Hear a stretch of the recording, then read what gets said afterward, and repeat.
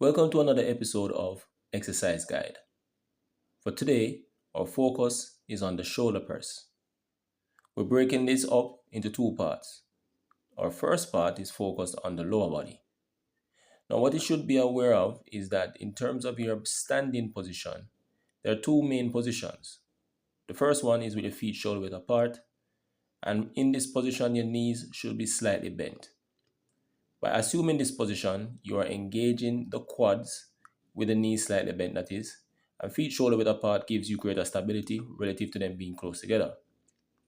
Now, in terms of the upper body should be upright. The second position is with one leg in front, one leg behind.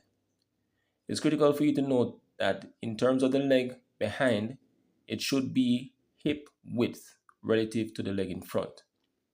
The leg in front should also maintain a slight bend in the knee, and this, just the same as the first leg position, will help to create a better degree of stability. Upper body, just the same, should remain upright.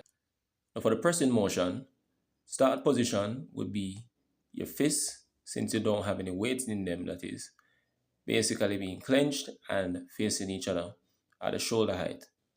When you then press, you press with your arms being fully extended, and basically your palms will actually rotate.